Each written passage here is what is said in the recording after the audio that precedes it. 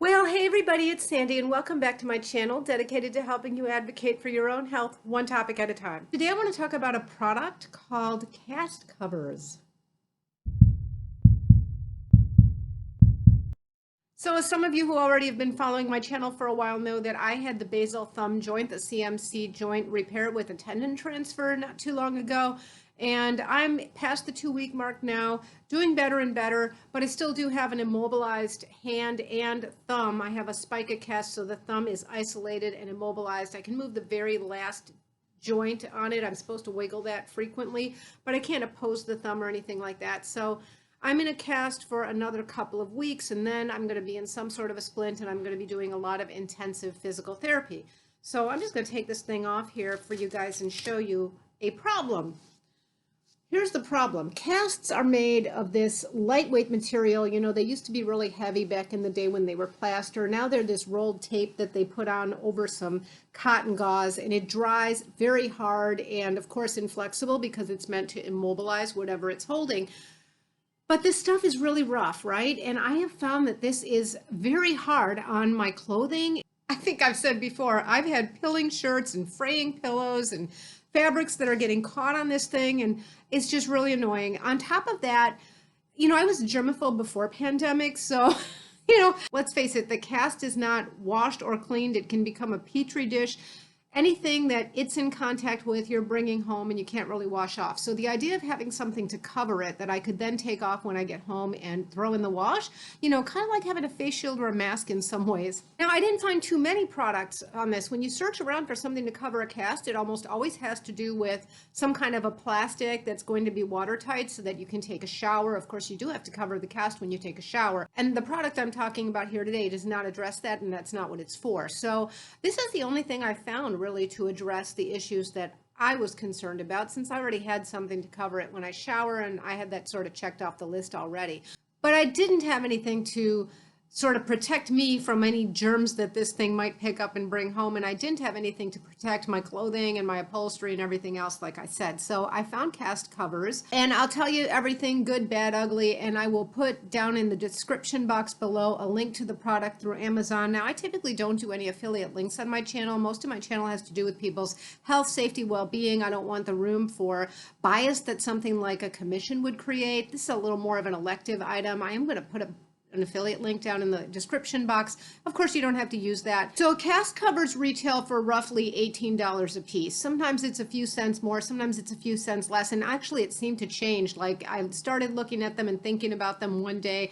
I thought about it for a couple of days, and over that period of time, if my memory serves, they might have changed price by a few cents here or there. The price also varied a little bit in terms of which pattern you were picking, and that might be a supply-demand thing. But roughly, they came out to be about $18 and change. I believe I saw some as high as 21 or 22. Now, I did read in some of Amazon's feedback that people were saying, this is so expensive, why don't you just get a sock and put a sock right over your cast, cut a hole for your fingers, whatever.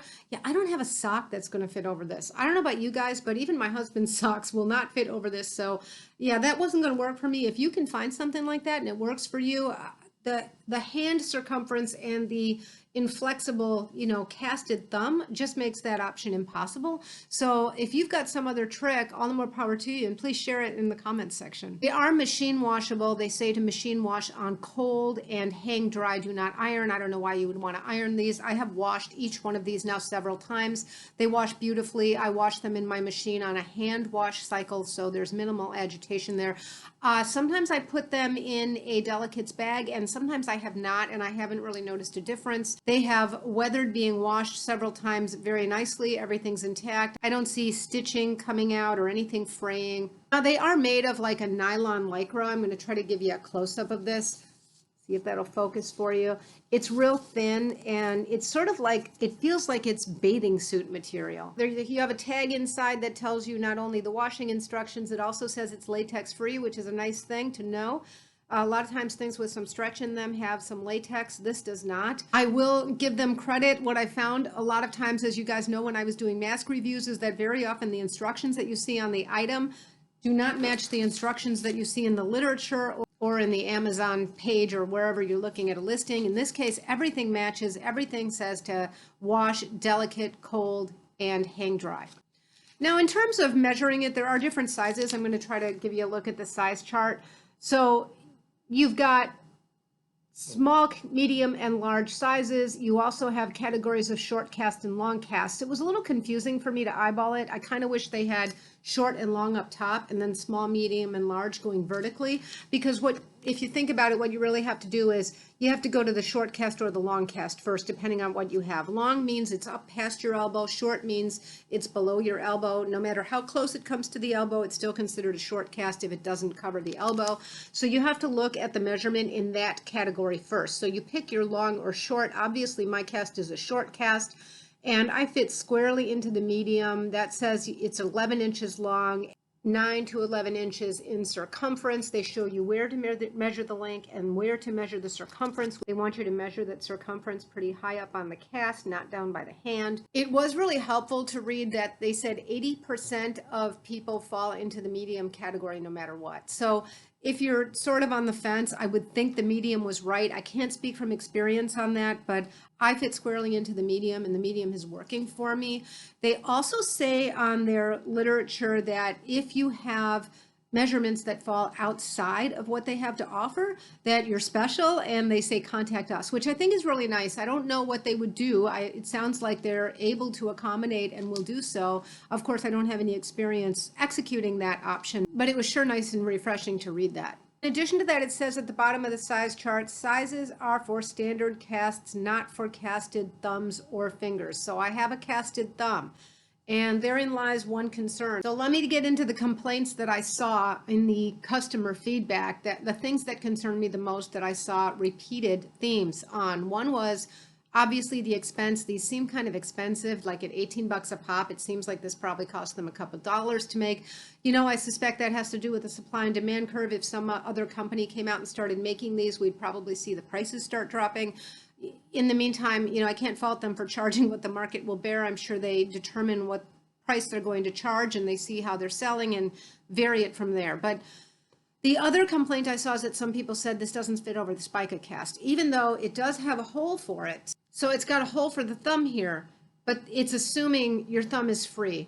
And in the case if you have a spica cast, they're really making no such assumption.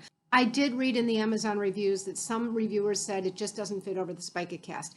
You know, in their defense, they're not saying it does. They're not claiming that it will. In my experience, it absolutely does fit over the spica cast. It's a little bit difficult the first time to get everything situated. After that, I find that it stretches enough that it's really not as difficult to get it on the second, third, fourth time, whatever. It's just the first time you get this thing over that spica cast. After that, I do find that it fits. It will leave a little bit of the cast exposed around the thumb, but I think it works fine. I'm going to show you that in just a minute. Yeah, so they come in all kinds of wild colors, patterns. I really like this one, sort of the peace and love sort of 60s theme. Another one I got is, I don't know what you call this. It's like some big flowers, and maybe there's a little bit of paisley back there. I like this one a lot because it's got a nice mix of warm and cool colors. Probably my least favorite is, you know, the hearts. It's fun. Like, I like the colors, but it's just, there's a lot of contrast in it and a lot of background. So let me just show you guys how this gets, how to put this on. And if you've got a spica cast, and by the way, if you're not sure whether you should put this over your spica cast, certainly ask your own provider if it's okay. Because the first time you go to get this over the spica cast, it is going to be a little bit of tugging and pulling. I kind of felt it. I didn't feel like anything overtly painful, like I damaged anything, but everything sort of aches, you know, and there's always a little bit of movement in a cast. And I was just sort of pulling on that and tugging. So there is a thumb hole. And what I recommend that you do is when you're going to put this on, you find that thumb hole and you line up that seam that's along the thumb hole with this side of your hand where that's going to end up. Because, you know, it's not like a sock. Once you put it on, it's very hard to twist it into the right position if you have that too far offset from where it's going to need to be. Okay, you might be able to move it a centimeter or two, but it's not going to be easy to move the whole thing. In fact, it's impossible. I find it's difficult because there's so much friction with the cast, but also because the fit is snug, especially getting it around a hand with a spica thumb cast. So it's going to be important that you start out knowing where that is. The important thing is to try to ignore your thumb. Don't try to pull it out. First of all, you can only do so much movement with your thumb, but you're just going to make it ache. You really can't help by doing that. It's just sort of in your head. That's how you would instinctively do things if you were putting on something when your arm wasn't casted. But as you can see, I'm sort of slowly stretching it over, and I do have the seam in the right place. It's coming up along the side where it's going to need to end up in the thumb. I am going to sometimes have to guide my thumb into the right place, and this gets a little bit hung up. I'm going to have to pull it off of there, and it does cover all the way up, covers my cast. It even covers the cast here. I have a new cast actually, so this first row of knuckles is free right now. I can wiggle my fingers more freely. And this covers, so everything on the cast is covered except for this very tip, of the thumb, but I'm not really using the thumb anyway. And look, I don't see how we could do any better. I will tell you that I have used already each one of my CastCoverz at least once. So I'm not able to demonstrate for you how snug it is getting it over this the first time, but it does not go quite that smoothly. You kind of have to get it stretched out. You might want to try to stretch it out, with your hands first, but needless to say, it does cover the spica cast if you're willing to put up with that first fitting. So I'll give you my final thoughts, my likes, dislikes, whatever. Of course, I think these are a little expensive. Obviously, I nonetheless decided to go ahead and buy them, and I decided to buy 3 of them, and I have a couple of reasons for that.